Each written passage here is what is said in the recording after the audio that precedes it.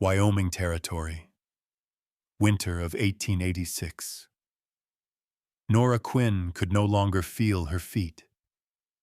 Snow stung her face like whispered insults, each one colder than the last. She knelt at the crossroads, her child pressed tight against her chest, breathing in shallow, fading puffs that scared her more than any outlaw ever had.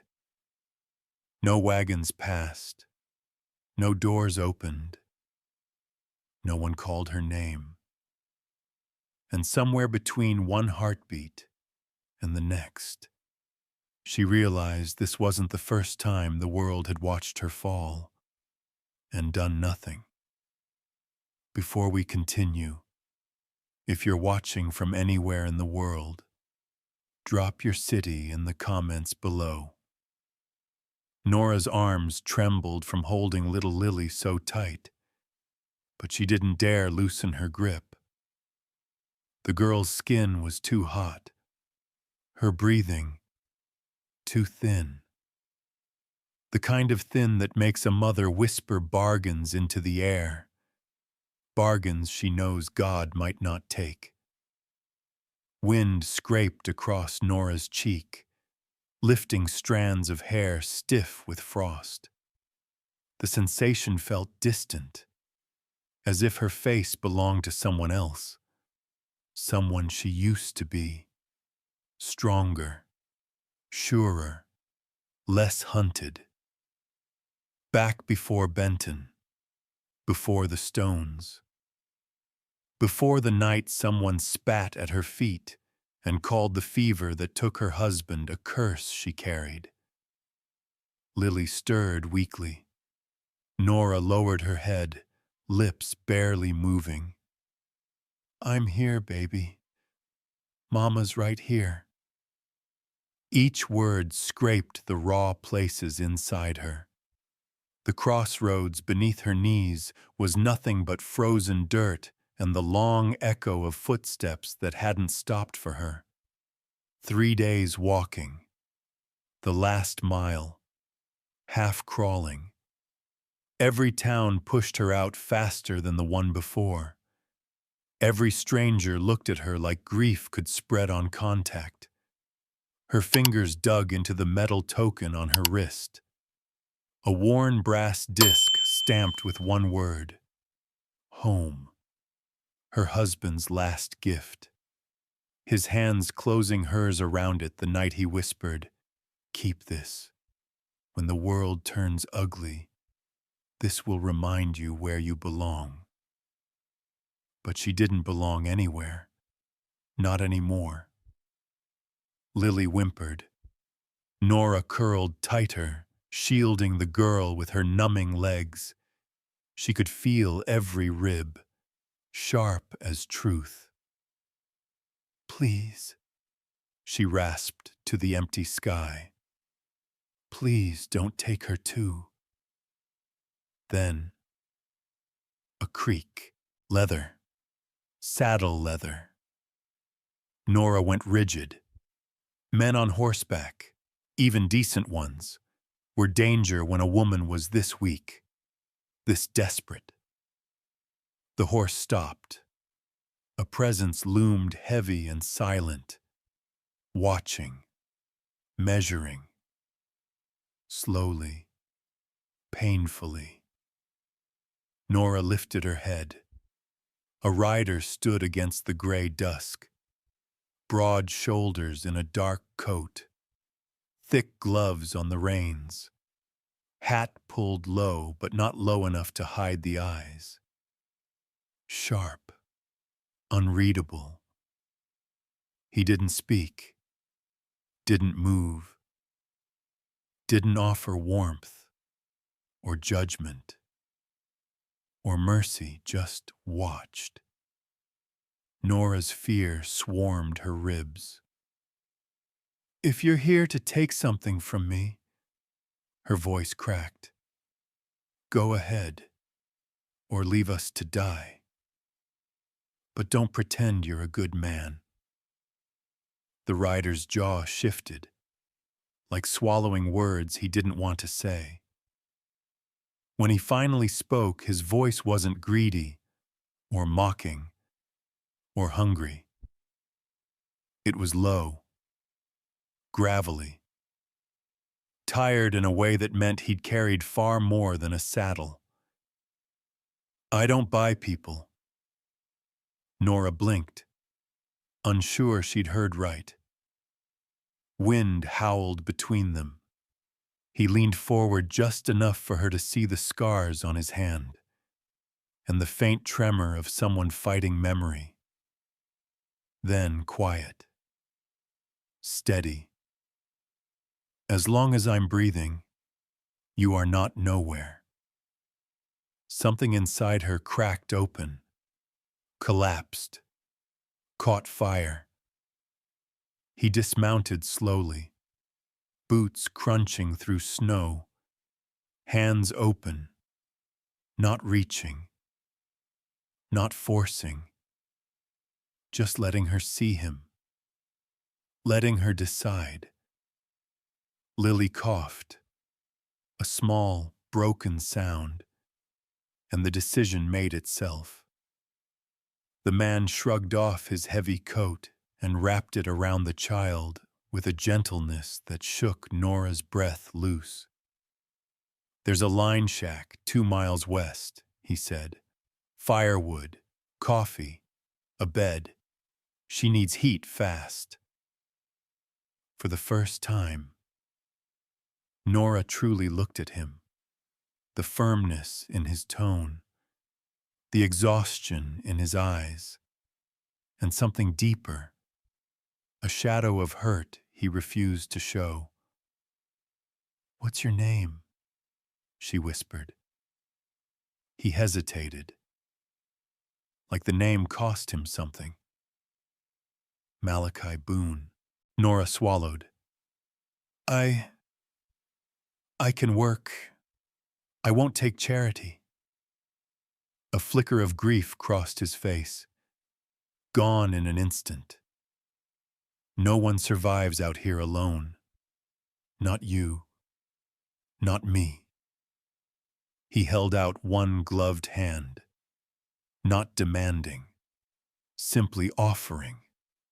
And for the first time in months, Nora reached for something other than fear. Malachi didn't rush her. He didn't tug, didn't insist. He simply waited. Hand steady, breath slow, snow gathering on the brim of his hat, as if he'd stood in storms like this 1,000 times and learned the quiet discipline of endurance. Nora forced her legs to move. One knee lifted, then buckled. Malachi caught her. Not fully, not possessively, just enough to keep her from hitting the ground again. His arm warm beneath the coat, his breath brushing her temple in short, controlled bursts. Lily whimpered. That tiny sound pushed Nora upright. "Easy," Malachi murmured, his voice low as an old hymn cutting through the storm. "Don't rush. I've got you." She hated that his steadiness made her feel weaker, hated that her body leaned toward him, not for comfort, but because her strength was leaking out faster than heat from her threadbare shawl. But she stayed on her feet. Barely. Malachi kept one hand at her elbow, only long enough for her to balance. Then he stepped back, leaving her the dignity of walking on her own. "Stay close," he said. "Snow's deeper past the ridge." The wind shoved at them the moment they turned west. Nora stumbled, boots slipping on crusted ice. Her lungs burned, each breath a shard of broken glass. Lily's breath fluttered against her collarbone. Warm, then weak, then warm again. An awful, wavering rhythm. Every 10 steps, Nora swayed. Every time Malachi slowed, adjusting his pace to match hers, not once did he press a hand to her back. Not once did he treat her like a burden. It was strange. The kind of strange that hurt, because she'd forgotten what respect felt like. Halfway to the shack, her legs folded, not from fear. Her body simply quit. Malachi crouched beside her, snow stacking on his shoulders. Nora! He said her name like it wasn't a curse, like he wasn't afraid the world would stain him for saying it. Talk to me. How long has she been this hot? Since last night. Her lips cracked. She tasted blood. She couldn't breathe right. Her little hands were shaking. I tried to get her warm, but... A sob rose, caught, burned. I didn't know where else to go. You came far, he said quietly. No, Nora rasped. We were run out. His jaw tightened. Not in surprise, but in recognition, like he'd heard that story before, maybe lived it. Can you stand? No. The word scraped out like a confession. Malachi slipped an arm behind her back and another beneath her legs. She tensed, instinctive, sharp. But he lifted her with the gentleness of someone who knew exactly how broken bones felt. Lily remained tucked between them, wrapped in the heavy coat. What are you doing? Nora breathed. Getting you both inside, before the wind finishes what the town started. Nora pressed her forehead to Lily's, shielding the girl with what little warmth she had left. As Malachi carried them, she felt every creak of muscle, every controlled shift of breath. He didn't grunt, didn't curse, just moved, with the grim discipline of a man who had buried too many names. A memory jolted through her. Her husband's voice the morning he left for the mine. If I hurry back, maybe we can take the afternoon train. Start over someplace where nobody knows our stories. He never made it home. She never rode that train. Her hand curled around the cold brass token. Malachi noticed. What's that? She hesitated. A lie. Or a promise. I'm not sure anymore. He didn't pry, just nodded, and kept walking. When the dark shape of the line shack appeared, a slanted roof, a thick wooden door. Relief hit her so hard, she almost cried. Malachi pushed the door open with his shoulder and ducked inside. Cold air clung to them, but the wind no longer reached, and that alone felt like salvation. He set Nora on the cot and gently lifted Lily from her arms. Panic snapped through Nora, quick, fierce. But Malachi only removed his gloves and laid a warm palm to the girl's forehead. Fever's high. I know, Nora whispered. Malachi moved fast but calm, building a fire with practiced ease. Flames caught. Heat rolled outward, slow at first, then faster. Nora's fingers stung as feeling returned. He poured water into a dented tin pot and set it by the fire. Let her breathe steam. It might open her chest. Nora brushed Lily's hair back with trembling fingers. Stay with me, she whispered. Please, stay. Malachi turned his head slightly. She's fighting. Kids do. His voice dipped, the voice of a man who'd lost someone who fought and still didn't make it. "You've been through this," she whispered.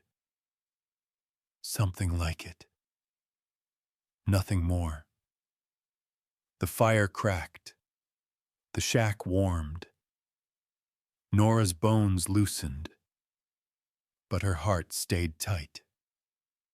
Malachi sat on the floor near the fire, not on the cot, not crowding her, just close enough to keep watch.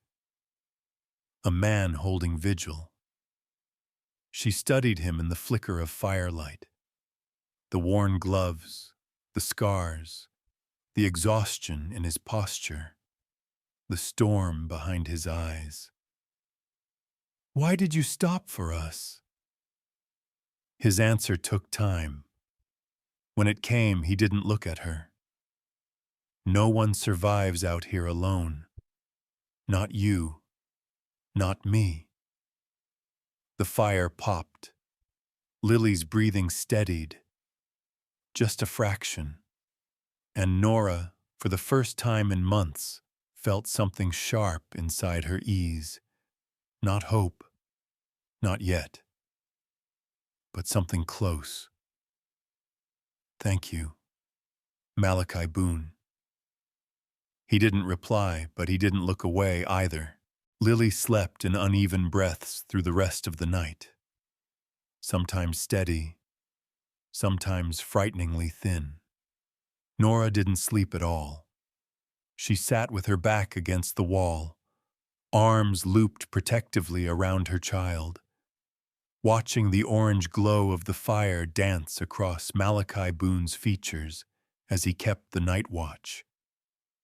He didn't speak, didn't doze, didn't peel off a single layer of responsibility. He just sat there, elbows on his knees, hands clasped, jaw carved in a hard, unmoving line, the posture of a man who'd kept vigil like this before, and it hadn't ended well. Near dawn, Malachi rose stiffly, joints popping in the cold. "We move when the sun touches the ridge." Nora's throat tightened. "To where?" "My ranch. Blackstone Ridge." She had nothing left to lose but the little warmth the shack held. So she nodded. "We'll work." His jaw twitched. Grief or memory. "I know you will." When they stepped outside, the cold slapped hard enough to steal breath. Malachi wrapped the heavy coat tighter around Lily and lifted her carefully against his chest. Nora flinched, an instinct born from too many hands grabbing without permission.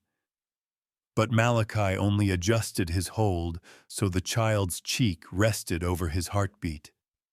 "Stay close." She stayed so close she could hear the leather groan beneath his saddle as they moved west. The wind gnawed at her skin. Her steps dragged. Every muscle screamed from yesterday's collapse. But she kept her spine straight, because she refused to let Malachi Boone carry two people at once. Every few minutes, he looked back to make sure she hadn't fallen behind. Not with pity, not with impatience, more like counting breaths. Hers, Lily's, and his, making sure none slipped away in the time it took to blink.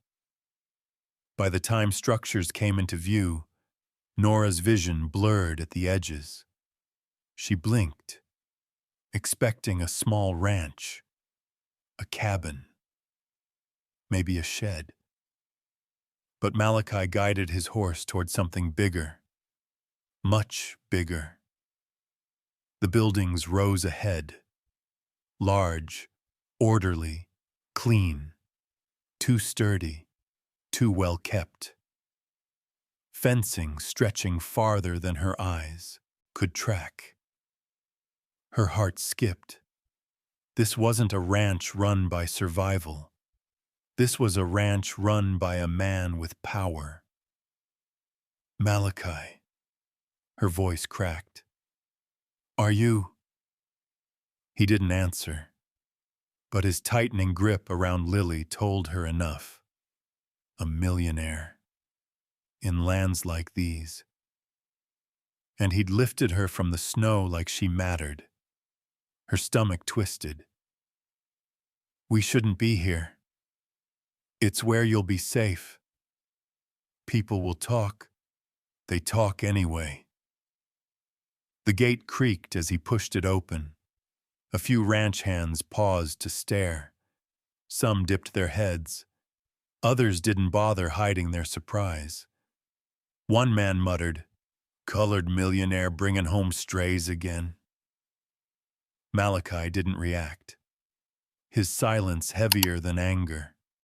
Enough to make the men step back without him saying a single word. Inside the main house, heat wrapped around Nora like a memory she hadn't earned. The floor didn't creak. The walls didn't lean. Everything was too still, too intact.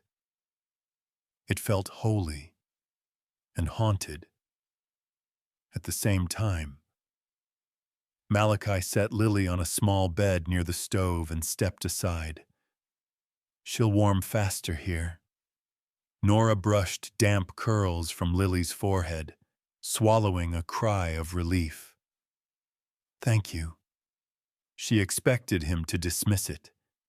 Instead, his gaze fell to the floor, as if gratitude hurt. When she finally took in the room, her breath caught.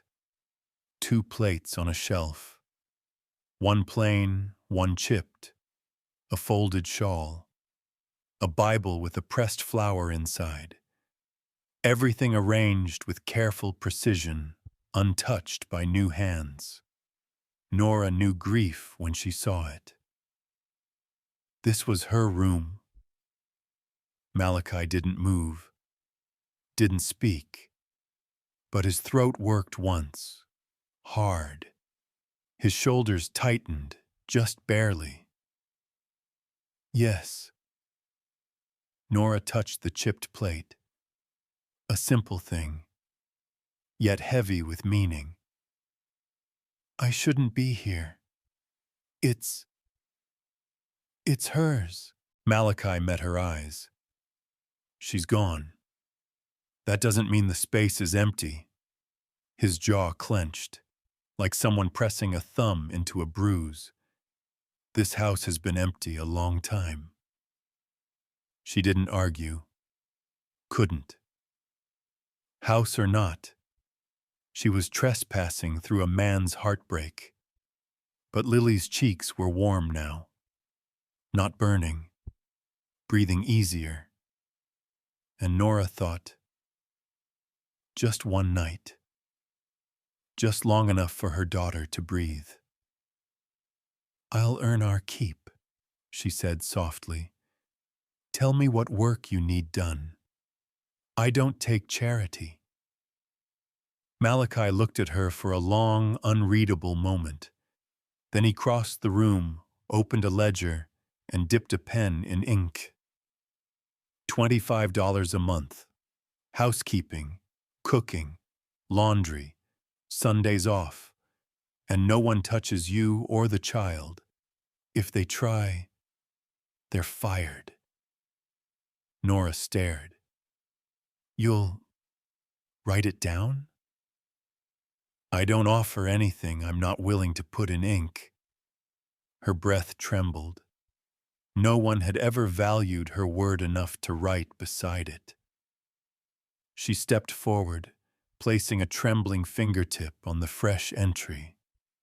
Her name beside the promise of wages. Malachi didn't smile, didn't soften. But something in the room shifted, something she couldn't name.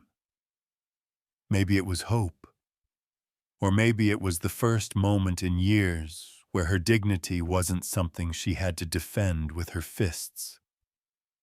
Behind her, Lily stirred, breathing easier.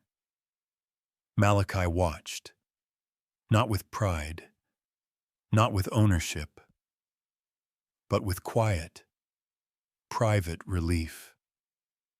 And for the first time since Benton, Nora Quinn let a fraction of her guard fall. Just a fraction, but it was enough. Nora didn't mean to change anything that first morning. She only meant to boil water, warm Lily's hands, and find something, anything, she could clean to earn the $25 Malachi Boone had written beside her name. But the moment she stepped into the kitchen, she felt it. Stillness. Not peaceful stillness. Dead stillness. Like a room waiting for footsteps that never came back. A pan sat polished on the hook. Too polished for a house this big. A folded towel never used. A jar of coffee grounds barely touched. It was the kind of quiet that didn't come from tidiness, but from absence. Nora swallowed hard. Her fingers grazed the counter. Cold, untouched. A tomb dressed as a home. She lit the stove with a match. The tiny flame flickered, just enough to break the spell.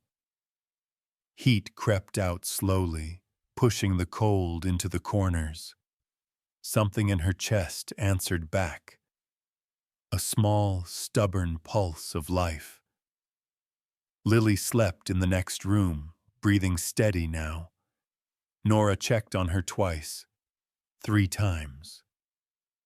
Each time she brushed the girl's cheek, she whispered gratitude under her breath.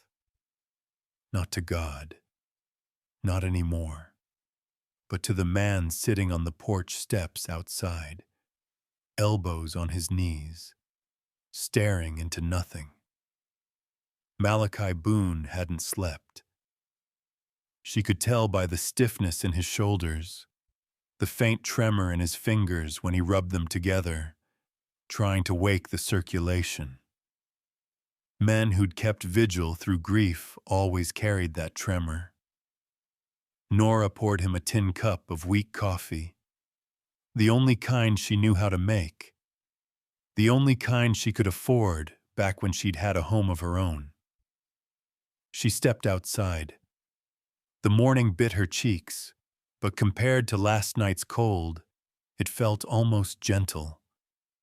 "Here," she said.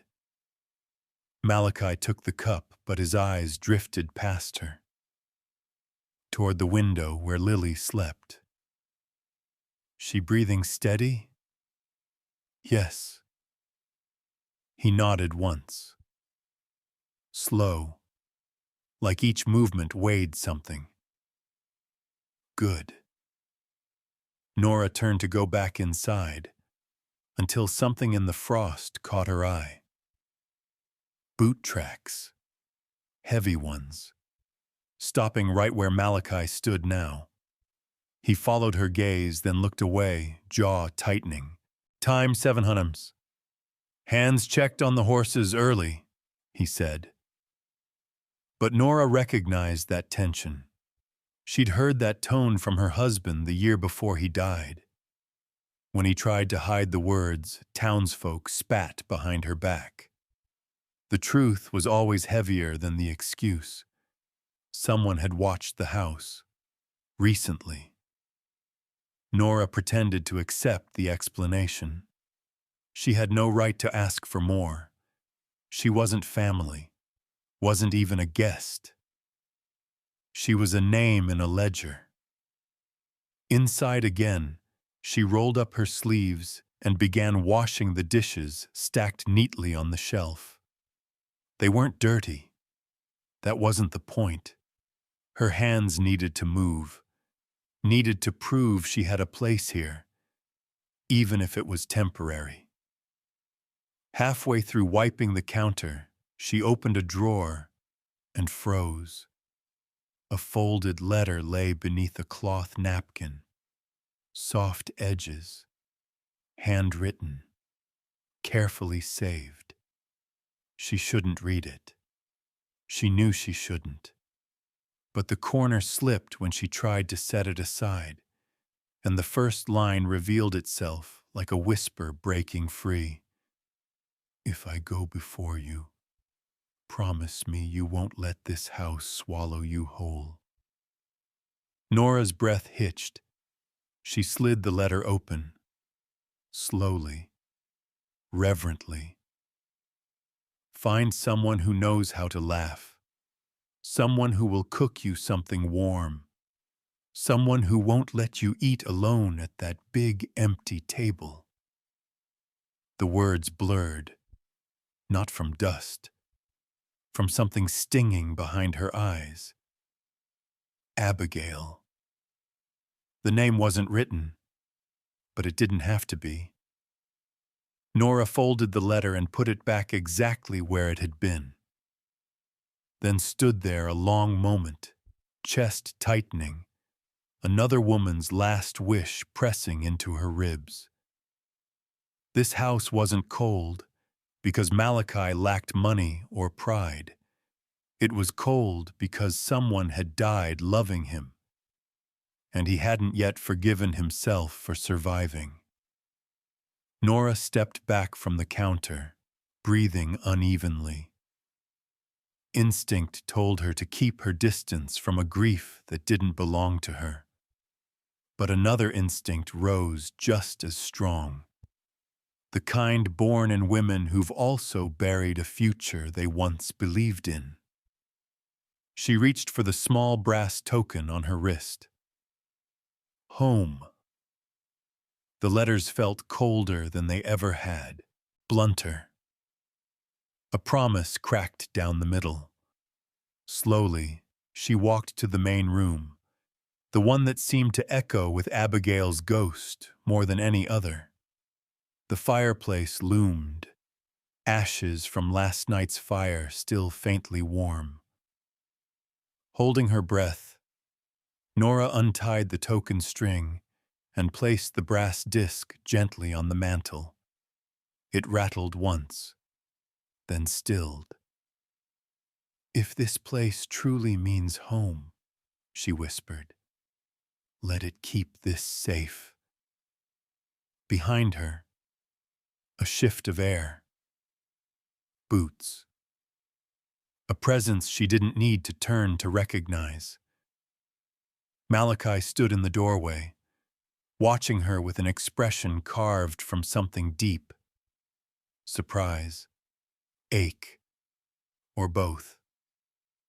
He didn't ask why she did it, didn't accuse her of touching what wasn't hers. He only said, his voice quiet and scraped thin, "You sure?" "No," she breathed. "But Lily needs somewhere to get better. And Her throat closed around the rest. "I'm tired of running." Silence settled between them, heavy but not suffocating. Malachi stepped closer, not enough to crowd her, just enough for his warmth to break the room's chill. "Then let the house keep it." Nora blinked. It felt like permission. Not to stay forever, but to breathe for the first time in a long time. She nodded once and turned back to her work. Hands steadier now, shoulders lighter. Behind her, Malachi stayed longer than he needed to, eyes lingering on the brass token, an object too small to matter and somehow heavy enough to change the air in the whole room. A tomb had taken its first breath. The morning had barely settled when Nora felt it, that shift in the air that always came before trouble. Not a sound, a silence. The kind that tightens behind the ribs and waits in the doorway like a held breath. Malachi felt it too. He was cutting strips of dried meat near the table when he suddenly straightened, shoulders locked, knife paused mid-air. Boots approached, not the shuffle of ranch hands. Measured steps, confident, entitled.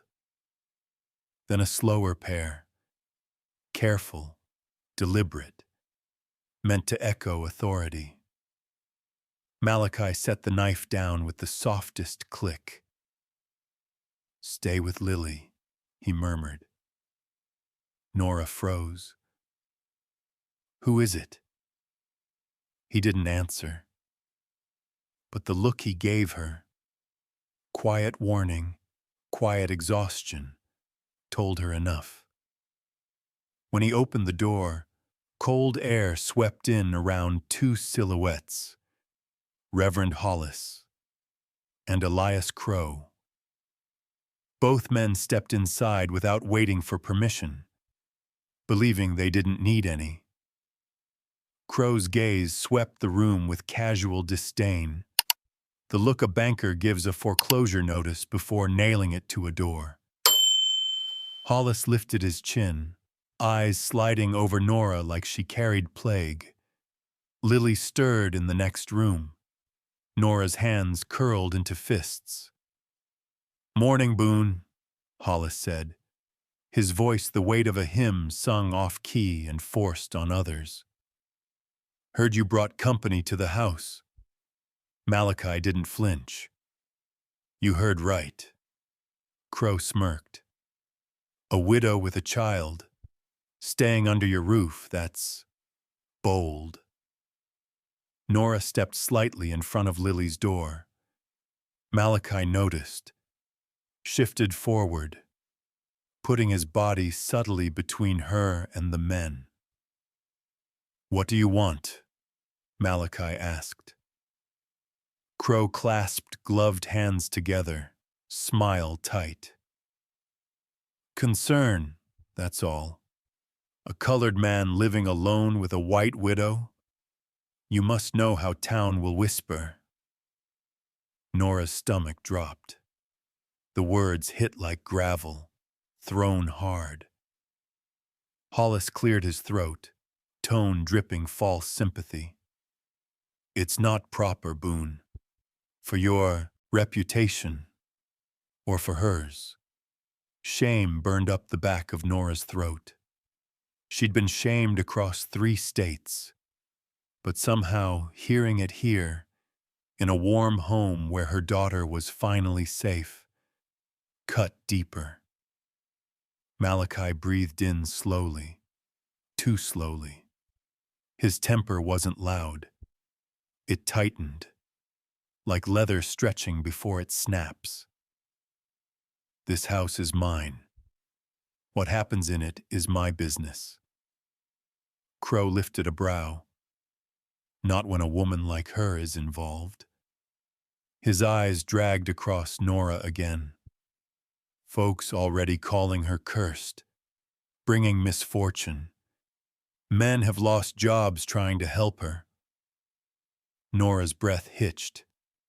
The words slammed into her like a fist. Cursed. Always cursed. Malachi's voice cut through the fog. Low, dark, controlled. "Watch your words." Crow gave a slow shrug. "Or what? You'll shoot a banker? Kill a reverend? That'll look righteous." Hollis smoothed his coat. "We're simply offering counsel, protecting the moral order." Malachi repeated it, tasting the rot in the words. Moral order. Crow leaned a hip against the table, Nora's freshly scrubbed table, and tapped the ledger with a finger. "A housekeeper? Really?" Nora stiffened. Her name, her wages, her dignity. He poked at it like it was a joke. Malachi moved fast, Not violent, not reckless, just firm. He set his hand flat over the ledger, covering her name with his palm. She works here. She's paid. She's safe. That's the end of it. Crow's smile cracked. Hollis clasped his hands behind his back. Boone, you're already under scrutiny. A rich man of your color, walking around Ironwood Bluff with authority some folk don't think you should have. The words weren't subtle. They weren't meant to be. Crow's smile sharpened. Sell your water rights, or your timber share. Lighten your load. Keep attention off yourself. Pitch.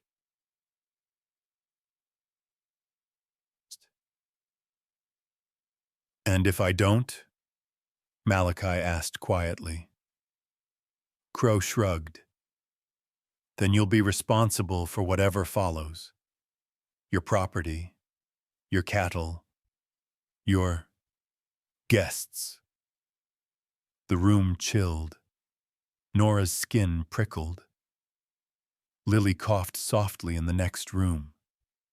A small sound swallowed by tension thick enough to choke on. Malachi didn't lift his hand from the ledger. My reputation is not for sale. Hollis stepped back, smoothing his coat. Then we'll pray for you. Crow's boots thudded once. And hope nothing unfortunate happens out here. They left. Malachi didn't move until the door shut, and silence spread like smoke. Nora exhaled shakily. She hadn't known she'd been holding her breath. They're right, she whispered. I shouldn't be here. Malachi turned to her sharply. They're wrong. Malachi, they're wrong. He repeated it, voice tight. You're not the problem, Nora. Her throat burned. Everywhere we go, something breaks. Something dies. People lose things just by standing near us. That's not on you. You don't know that. His jaw flexed. I know what fear sounds like when people dress it as morality. I've heard it my whole life. She wrapped her arms around herself. They'll come back. Yes, he said. They will. Because of me. No. Because men like Crow can't stand a man like me running a place like this. Nora looked at him. Really looked. And something inside her cracked. Not pain, recognition. He knew this shame, this isolation, this sense of being the wrong kind of person in the wrong kind of world. The difference was, he'd learned to protect himself with silence and steel. I'm sorry, she whispered. For what? For bringing more trouble. Malachi shook his head slowly. Trouble was coming no matter what. The only question is whether we face it alone. Her breath trembled. He didn't touch her, didn't offer empty comfort. He just looked at her. Like she wasn't a burden, like she mattered. For someone like Nora Quinn, that alone was enough to make her knees weaken. The day passed too quietly. Not peaceful quiet. Watchful quiet. The kind that collects in the corners of a house after men leave threats hanging on the air. Nora felt it every time she checked the windows. Malachi felt it too, in the way he kept his hat on indoors, like he might need to step outside fast. Even Lily, Half awake and healing, sensed it. She clung to Nora's sleeve, tiny fingers trembling less from fever now, and more from atmosphere. Late afternoon. The back door burst open. A ranch hand stumbled in, breath broken, face pale, boots muddy. "Boone! Out east!" Malachi was already moving. Nora froze, heart pounding hard enough to bruise bone. The hand's eyes flicked toward her, then away, like he didn't want to say the words in front of her. "Spit it out." Malachi's voice cut sharp. The man swallowed. "Two head down." Nora didn't understand. Down? Sick? But Malachi did. His whole frame stiffened. The hand lowered his voice. Shot. Clean. From distance. The floor tilted under Nora. Malachi didn't shout. Didn't curse. His silence was sharper than both. He grabbed his coat from the hook, slamming it over his shoulders. Nora followed on instinct, throat tightening. "I'm coming." Malachi shook his head. "No. Stay with Lily." But Nora stepped forward. Her voice scraped out raw. "I won't let you go alone." He hesitated. Just a second. But she heard the stutter in his breath. The same stutter from earlier. The sound of a man weighing risks he hated. He didn't say yes. Didn't say no. But he moved toward the door slower, leaving room for her to fall into step beside him. Out in the pasture, the air smelled wrong, metallic, sharp, blood soaking into winter-dry grass. 2 cows lay stiff near the fence line. One shot clean through the eye, the other through the neck. Nora's stomach lurched. Her hands trembled. Not from blood, from recognition. She'd seen wounds like this before. Not cattle.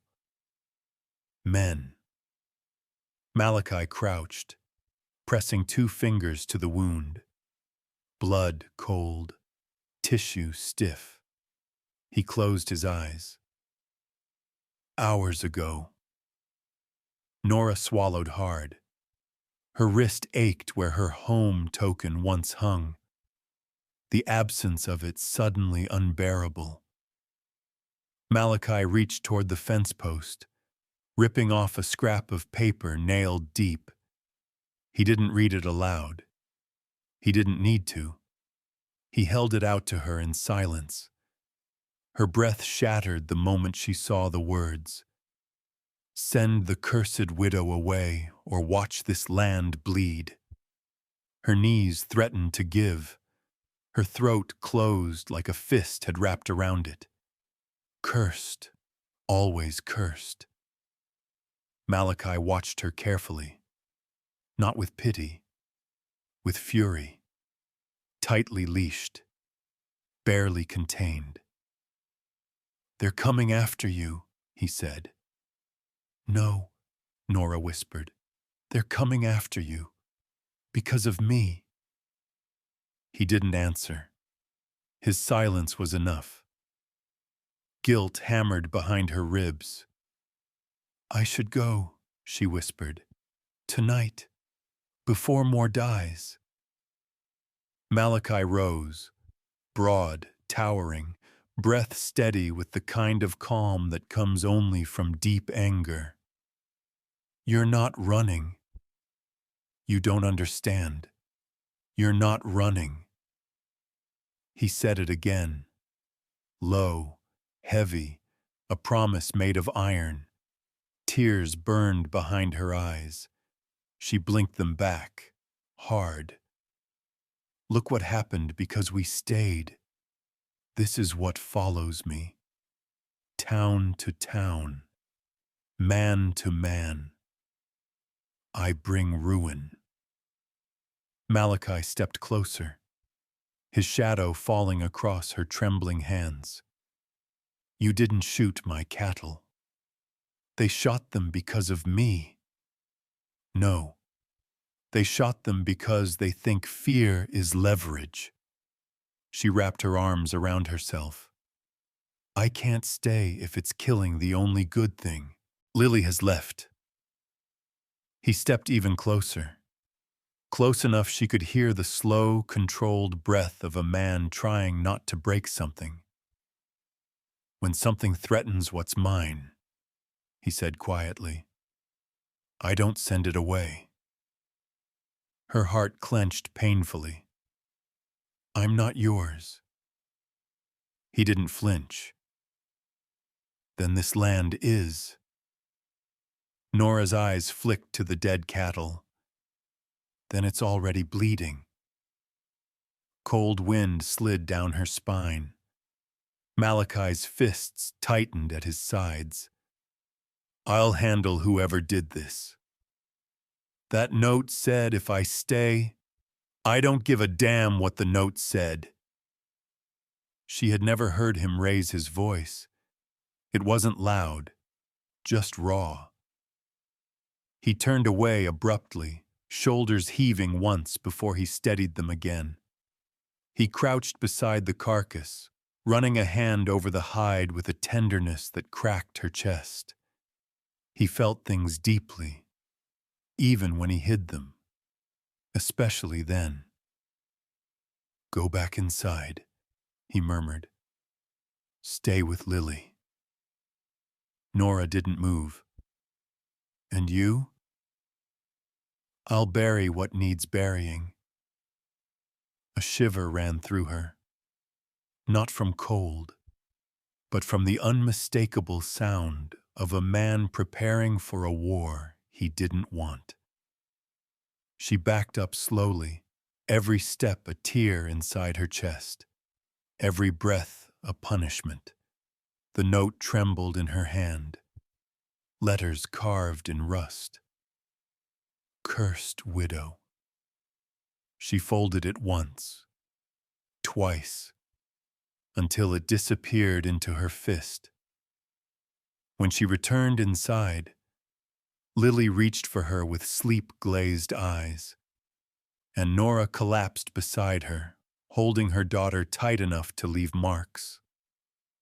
Outside, Malachi stayed long after the bodies were dragged away, alone in the dying light, his breath visible, his silence louder than a gunshot. Nothing on the ranch felt safe anymore. Not the fences, not the walls, not even the quiet. And when Nora finally closed her eyes, she knew tonight would not bring rest. Because fear had found them again. And this time, it wasn't just following her, it was hunting them both. Lily's cough returned after sundown. Thin at first, then sharp enough to bend her whole body. Nora felt it before she heard it. Mothers always do. She was rinsing a cloth in a basin when the sound cut through the quiet. Nora dropped the cloth and ran. Lily lay curled on her side, cheeks flushed a frightening red, breath scraping fast and shallow. Nora pressed her palm to the child's forehead. Too hot. Much too hot. Not again, she whispered, voice breaking. Her hands flew in useless motions, straightening blankets, unbuttoning the collar of Lily's dress, brushing hair back from fever-wet skin. Panic pulsed through her so hard her fingers shook. Malachi stepped into the doorway without a sound. He didn't ask what happened. He didn't need to. His eyes moved from Lily to Nora, and the tension hit his shoulders like he'd just taken a bullet. Her fever's climbing, Nora said, breath trembling. Worse than last time. She can't breathe right. Malachi moved to the bedside, kneeling. His hands were steady as he lifted Lily slightly, letting her head rest against his forearm. The girl gasped weakly, reaching for Nora. Nora gathered her close, tears burning hot and fast. Malachi watched Lily's chest rise and fall. Too quick. Too shallow. His jaw tightened. One twitch, then another. He stood abruptly. I need medicine. From where? Nora asked, fear roughening her voice. Ironwood Bluff. Tonight? Her voice cracked. Malachi. The storm.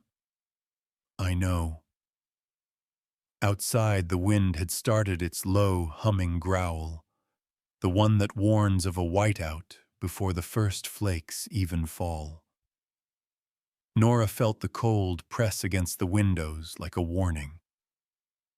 You can't go in that, she whispered. His breath hitched. Not like fear, like memory. She saw it flicker across his face.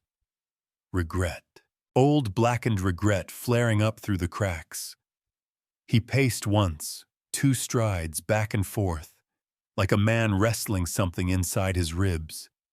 Then he stopped, hands braced on the table, head bowed. Malachi, Nora said softly. Talk to me. His fingers curled against the wood. For a long moment he stayed silent. Too silent. Then, I've done this before, he whispered. Nora's breath stilled. He didn't look at her when he spoke. His voice dropped lower, like he was confessing to someone who wasn't in the room. There was a night, years back. Abigail was... He stopped, swallowing hard. She was carrying our child. Snow came early. The barn roof near gave under it. I thought, if I didn't save the tools, we'd have nothing next spring.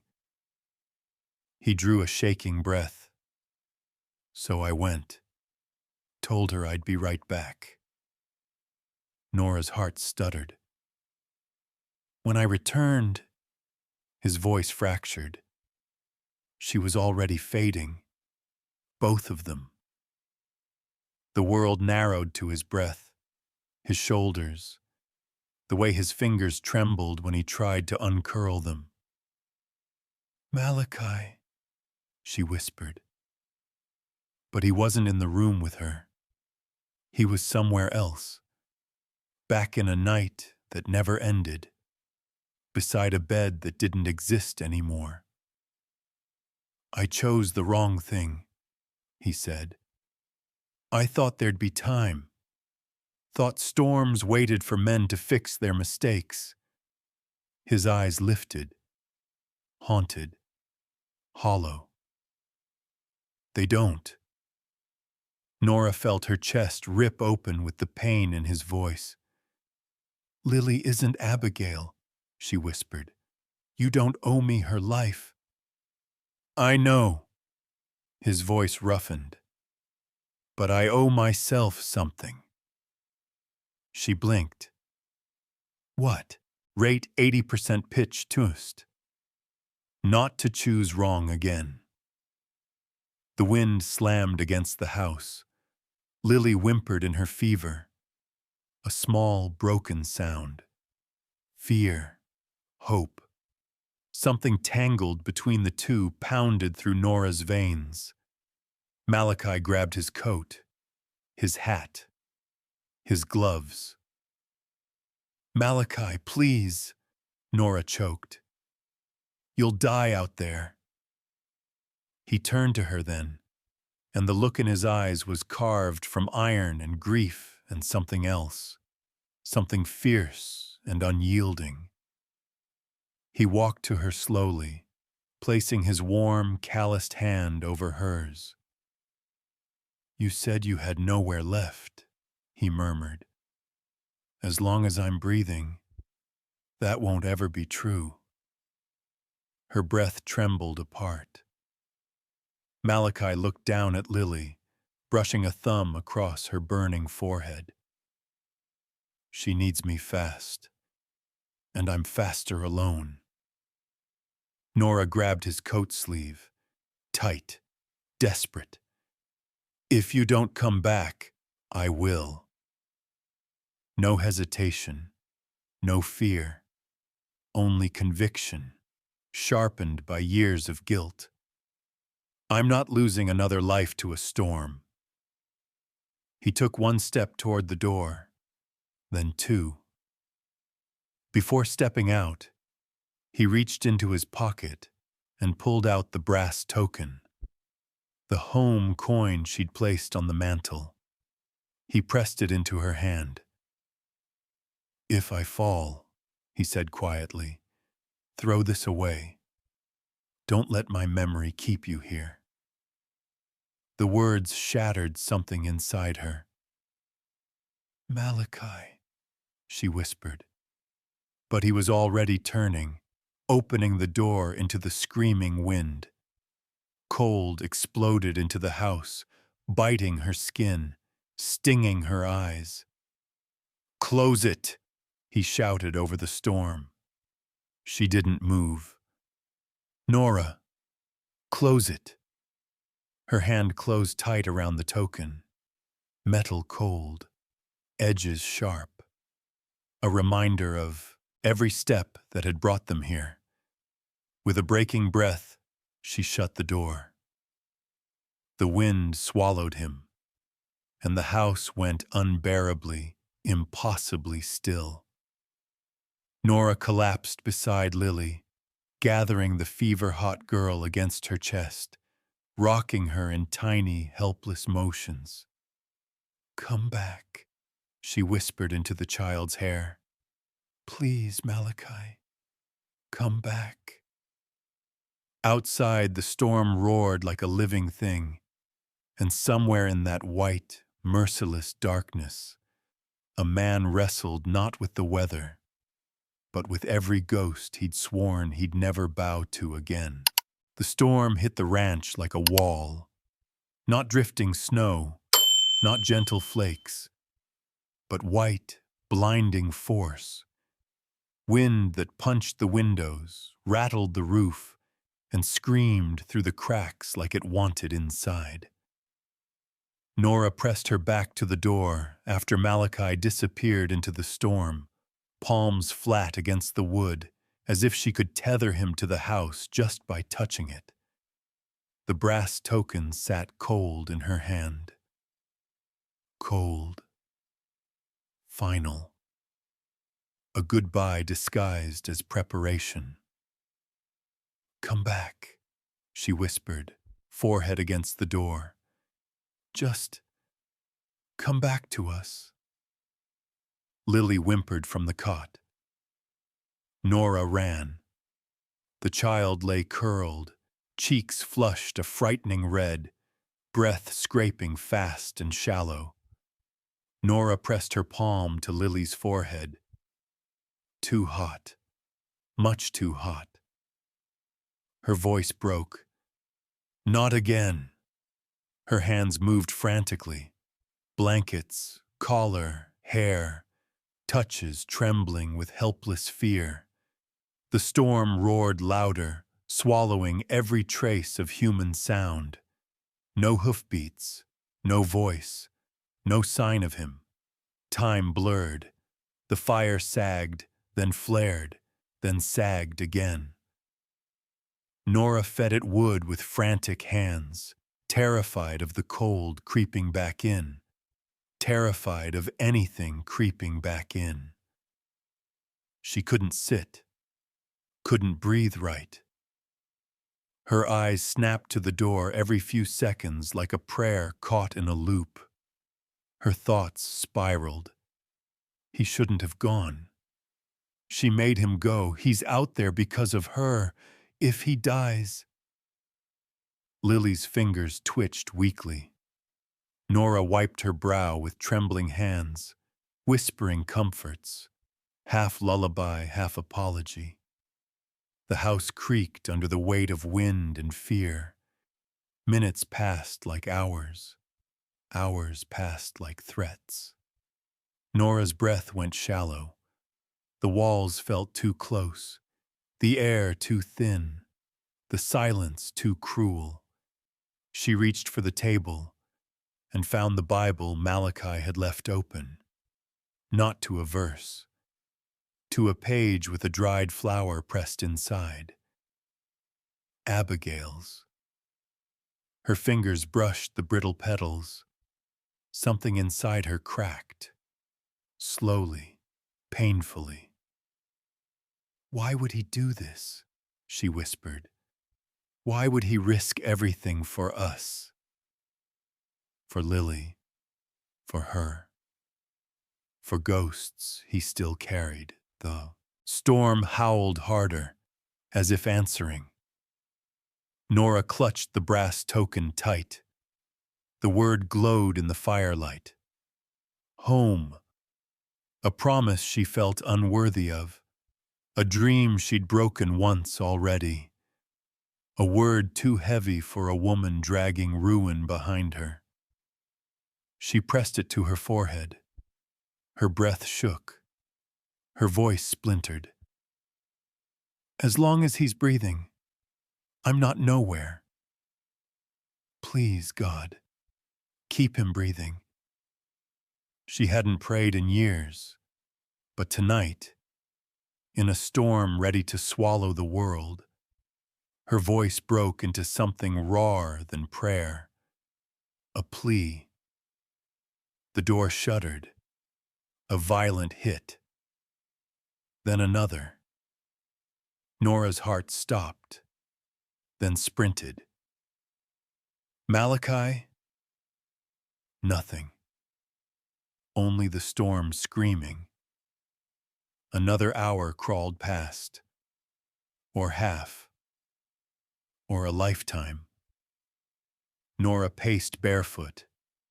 Floorboards freezing against her skin. Every gust sounded like death. Every breath like breaking. To keep him alive in her mind, she whispered every memory she had of Malachi Boone. His steady hands, his quiet voice, the tremor he hid when Lily's fever worsened, the way he'd said, "As long as I'm breathing," like it was oath and apology in one. The fire snapped sharply, the door groaned, the storm pushed harder. Nora sank to her knees, pulling Lily into her lap, rocking her with a slow, aching rhythm. "Come back, Malachi. Come back to us." Her voice broke. Her hands trembled. Her bones ached with the knowledge she could lose everything in a single night. Another slam. Something heavy against the house. Nora cried without sound. Then, just as the storm reached its peak, a muffled thud struck the door. Not wind, not debris, something human. Nora's breath tore loose. "Malachi?" Silence. A terrible second. Then, a hoarse voice, barely audible. "Nora." She dropped Lily gently onto the cot and sprinted to the door. Her hands fumbled, panicked, slipping on the latch. She forced it open, and Malachi Boone fell into the doorway like a dead man, half frozen, blood at his temple, arms wrapped around a small glass bottle. The medicine. Nora's scream cracked the air. She caught him before he hit the ground. Malachi collapsed at the threshold, with the weight of a felled tree. Cold poured off him, not the cold of a storm, the cold at the edge of death. Malachi, God, Malachi. Nora's voice cracked open as she dragged him the rest of the way inside.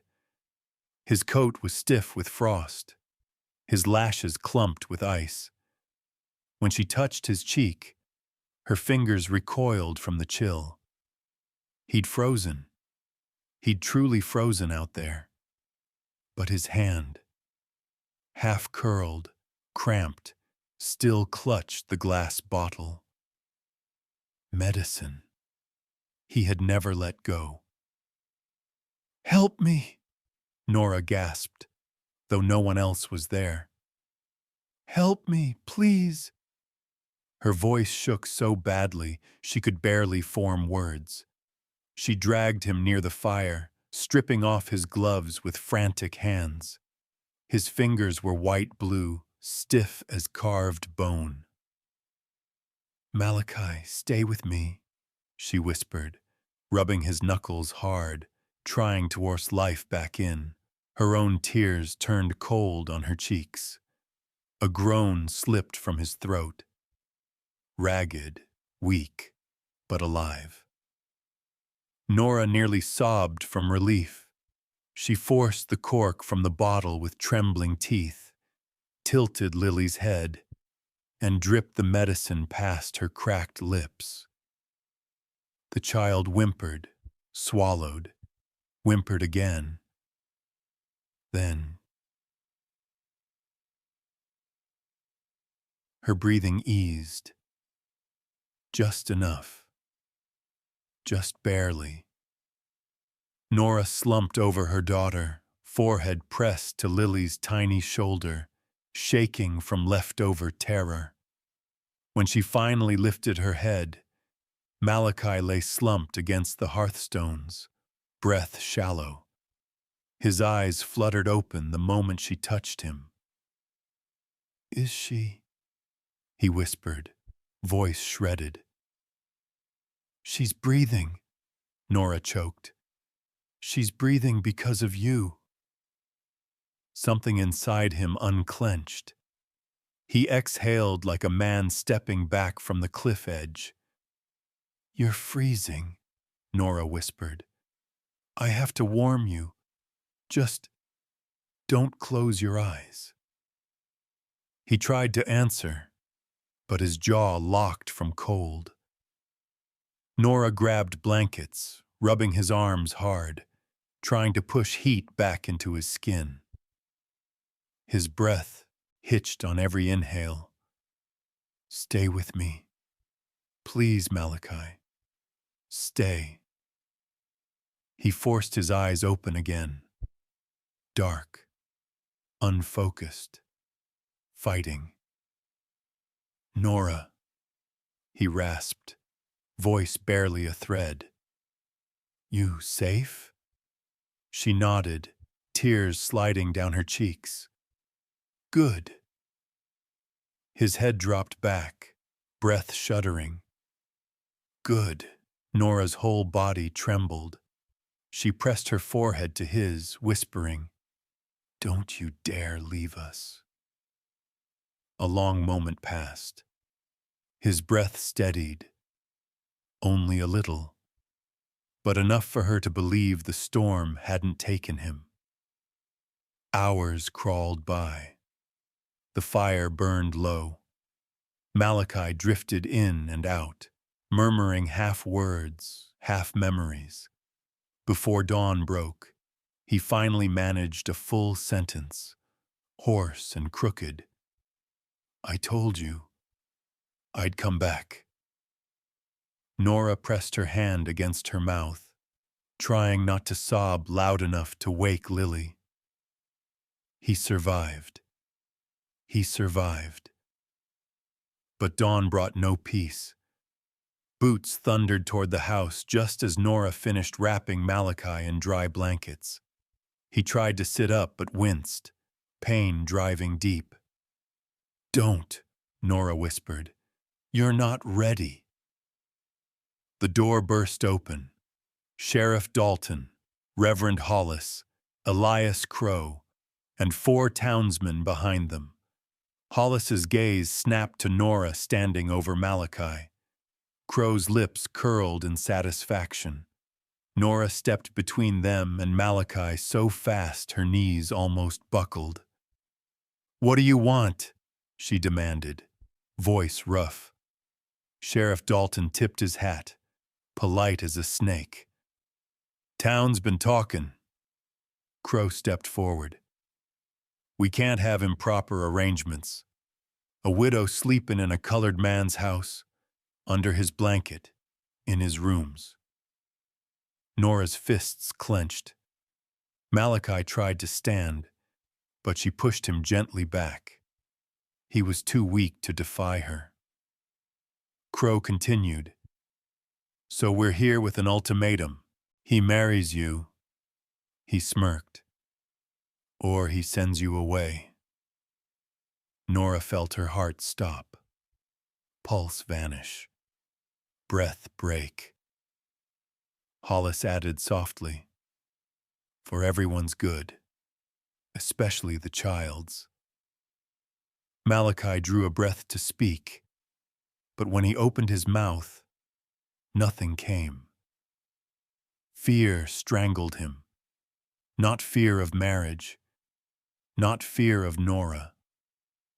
Fear of the same crowd that once called him a murderer when Abigail died in childbirth. The memory pinned him like a nail.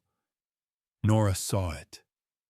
The pain, the shame, the silence that wasn't about her and still cut through her anyway. Her throat tightened. "Malachi," she whispered. He met her eyes, barely a second, and she saw the war inside him. He wanted to defend her, but fear of the town's judgment welded his jaw shut. Crow folded his arms. "Well?" Silence. Sharp, cold, deadly. Nora's chest caved in around the absence of his voice. That was her answer.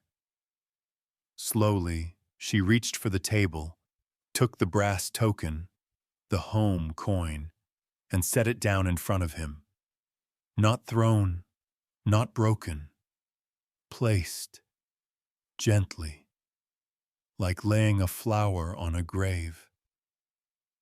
"Thank you for saving us," she whispered. "You've done enough. More than enough." She lifted Lily, still weak, still breathing, and wrapped her in a blanket. Malachi's fingers twitched. "Nora," she forced a trembling smile, soft but shattered at the edges. "You don't owe us your ruin." And before he could gather breath to answer, before regret could catch up to courage, Nora Quinn walked out of Blackstone Ridge Ranch, past the sheriff, past Crow, past the Reverend, into the cold, into nowhere, into the same wind she'd nearly died in days before. Behind her, Malachi finally broke. A hoarse, cracked whisper scraping from his chest. "Nora, don't." But she didn't look back. She couldn't. If she did, she'd crumble. The door closed between them, with a hollow final thud that echoed through the house like a gunshot.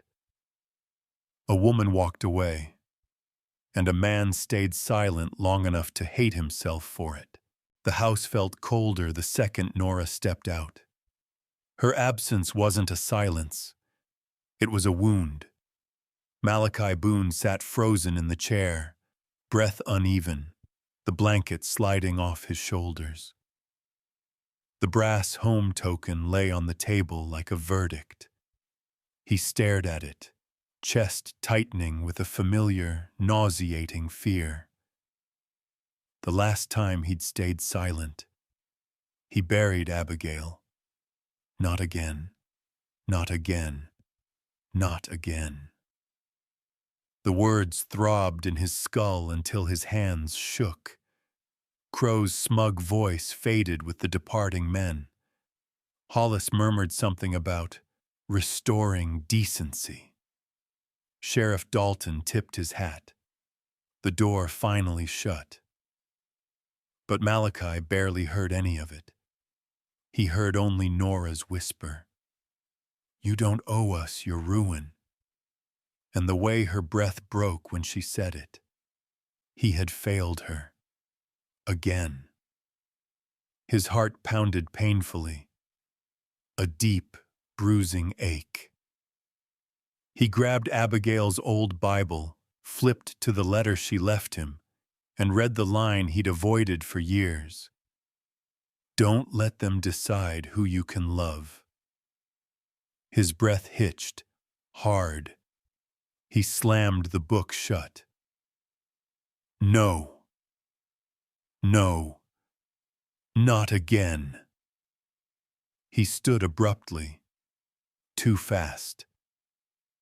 Pain shot through his frost-bitten legs, sending him crashing against the table. His hand landed on the brass token, metal biting his skin. He clutched it like a lifeline and forced himself upright. He had let fear make him a coward once. He'd chosen silence, chosen the town, and lost everything. He would not lose Nora the same way. With a hoarse breath, he shoved the token into his coat pocket and staggered to the door. His body trembled violently, from cold, from exhaustion, from guilt, but he pushed outside. The storm hadn't calmed. Snow whipped against his face like glass, but he didn't slow. His boots sank deep into drifts as he crossed the yard. The barn felt miles away, but he forced his legs to move, one brutal step at a time. "Nora," he rasped, "hold on." His horse snorted anxiously as Malachi threw on the saddle with clumsy, numb fingers. "Help me find her," he whispered. And the animal responded as if it understood. He rode into the storm. Wind shoved at him so hard he nearly toppled twice, but he clung to the saddle, jaw locked. The freezing air tore at his lungs, his vision blurred, but he kept going, because she was out here, because she thought she was poison, because she believed she didn't deserve a home, because he had made her believe it. He followed instinct, memory, and the faint hope that grief walked in circles. Then, a break in the white, a dark shape beneath a pine. Nora. Kneeling, shielding Lily with her entire body, shivering so violently her teeth chattered even from a distance. Malachi slid from the saddle and nearly collapsed. His knees buckled, but he shoved himself forward, stumbling through the snow until he reached her. "Nora," he breathed, broken. "Don't walk away from me." She lifted her head, eyes wide. "You shouldn't be out here. I don't care." His forehead dropped against hers, breath shaking. "I don't care about them, or their rules, or their damn ultimatums." Her breath hitched. Snow drifted around them like dust on holy ground. His frozen hand cupped her cheek. "As long as I'm breathing, you are not nowhere." Nora's eyes filled instantly. Her voice trembled. Malachi swallowed hard, voice splintering. "Marry me." Her breath caught. He continued, "Not to fix anything, not to quiet them, because I choose you." Nora pressed one trembling hand over his heart. "Malachi." He didn't blink. "Say yes." Her lips trembled. Her breath broke. "Yes." Relief crashed through him so violently he almost fell. He pulled her, Lily and all, into his arms, burying his face in her hair, holding them like a man pulling himself back from the edge of the grave. For the first time since Abigail died, Malachi Boone felt alive, and he would not let go again. They reached Ironwood Bluff at noon. The storm finally broken, the sky a pale bruise overhead. Word spread fast, too fast. Doors cracked open, faces leaned out. Whispers rippled down Main Street as Malachi Boone rode in with Nora and Lily wrapped in his arms. He didn't slow, didn't look at anyone, didn't flinch when the murmurs rose. He rode straight to the small church at the end of the row. Inside, the air was warm, dusty, still. Reverend Hollis stiffened when Malachi pushed open the doors, but Malachi didn't give him time to speak. "We're getting married," he said, voice low, unshakable. Nora froze. She hadn't expected here. Not like this. Her breath caught somewhere between fear and awe. Hollis lifted his chin. "A union requires community blessing." Malachi took one step forward. Just one. It was enough to make Hollis close his mouth. The ceremony that followed was short, barely a handful of words. But Malachi's voice didn't waver once. When Hollis finished, Malachi didn't reach for a ring. Instead, he pulled the brass home token from his pocket, warm now from his body heat. Nora's breath caught. He placed it in her palm and curled her fingers around it. "This is my vow."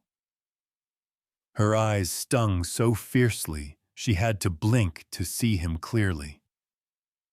When they stepped back outside, the town waited, silent, measuring, judging. But Malachi wasn't done. He climbed onto the wooden platform by the well, pulled Nora up beside him, and faced the crowd. "If any of you speak against her, you speak against me first." A hush swept the square. People shifted. Eyes dropped. Elias Crow stepped forward, face tight. "You'll lose credit. Supply lines. You'll stand alone in this town." Malachi didn't blink. "Then I stand." A beat. Two. Then Ezekiel Hart, old rancher, white-bearded, respected, moved to Malachi's side. "You cut him off," Ezekiel said to Crow. "You cut me off." Another rancher stepped forward. Then another. A small line formed beside Malachi. Quiet, but unmistakable. A shift. A change. A crack in the old order. Crow's jaw tightened, but he stepped back. The town didn't cheer, but the judgment in the air thinned, just enough for Nora to breathe. Back at Blackstone Ridge Ranch, Malachi carried the ledger, the keys, the contracts, to the kitchen table. He placed them in front of Nora one by one, No charity, he said. No debt. No owing. You're not here because I saved you. You're here because you chose to stay. And I want a partner, not a shadow, not a guest. Nora touched the ledger with trembling fingers. A partner, she repeated softly. He nodded. Half of everything. Decisions shared. Her throat tightened. Malachi, are you sure? He exhaled, a breath heavy with years of ghosts. I'm tired of living with ghosts. Let me live with you instead. Lily stirred in her blanket on Nora's lap. Nora brushed the child's hair, feeling something inside her settle. Slowly, cautiously, but settle. She looked up. Then I'll stand with you, all the way. Malachi exhaled, a sound like release. For the first time since Abigail's death, his home didn't feel like a tomb. It felt like a beginning. 1 year later, the ranch felt different in a way no one could miss. Not louder, not busier, just steadier. Breathing like a place that finally remembered how to live. In the main house, footsteps no longer echoed. Lily's laughter bounced off the walls, bright, fierce, the kind of sound that stitches a home back together. She ran down the hallway with a wooden horse Malachi carved, cheeks round with health, curls flying behind her like a tiny banner of victory. Nora stood at the long table, sleeves rolled high as she checked ledgers. Her handwriting was firm now. No longer the shaky script of a woman bracing for the next eviction, the next cruel whisper. She carried herself differently, shoulders square, chin steady, like someone who finally believed she had a right to stay.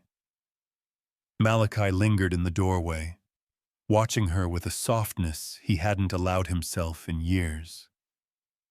Dust from sawn timber clung to his shirt, his hands warm and rough from a morning spent preparing the new gate. It's ready, he said. Nora closed the ledger gently. The gate, or the posts? Both. She touched the brass home token at her neck, thumb brushing its worn edges. Then let's finish it. They walked outside together. The ranch stretched wide, dotted with workers from different families, black, white, Mexican, moving without tension. A boy from the Hart Ranch waved as he passed with a bucket of feed. Ezekiel tipped his hat from across the yard. Peace hadn't come easy, but it stayed. Malachi lifted the carved gate from the wagon. The words Boone Quinn Home curved across the arch, the polished wood glowing in the afternoon sun. Nora took the other end. Lily hopped beside them, small hands brushing their sleeves for balance. They raised the gate slowly, bracing it against the new posts. Malachi steadied the frame while Nora climbed a short stool. She took a nail in one hand, the token in the other, lining up the hole in its center. Malachi's voice dipped, quiet. You sure you want to use that one? Nora nodded. It brought us here. It should stay here. She pressed the token to the wood. With one strong swing, clack, another. The brass sank into the post, catching the sun. Lily gasped softly. Mama made the homestick. Nora smiled as Malachi rested a hand at the small of her back. We all did, little star. Evening settled slow. They sat together on the porch, Lily curled between them, thumb tucked near her cheek. A warm breeze carried the scent of hay. Malachi wrapped an arm around Nora, drawing her close, and for a long, quiet moment, they breathed in the same rhythm. Tell the story again, Lily murmured. Malachi kissed her hair. It starts on a winter road, he said, where someone who thought she had nowhere left found the place she was meant to stay. As the sun sets over the Boone Quinn home, we're reminded that healing rarely comes all at once. It grows, quietly, patiently, through the choices we make, the hands we hold, and the courage it takes to believe in second chances. Malachi and Nora didn't find each other because life was kind. They found each other because they refused to let hardship be the end of their story. If this tale touched your heart, even just a little, I'd love to hear your thoughts. Many of you watching have lived long lives filled with storms, losses, and unexpected blessings. Your memories matter here. Share in the comments. Which moment in their journey spoke to you the most? And if you enjoyed traveling with us through the Old West, consider giving this video a like. It truly helps more than you know. Don't forget to subscribe and tap the notification bell so you never miss another story of courage, compassion, and love found in the most unlikely places. Thank you for spending this time with us. Until the next tale, stay warm, stay safe, and stay kind.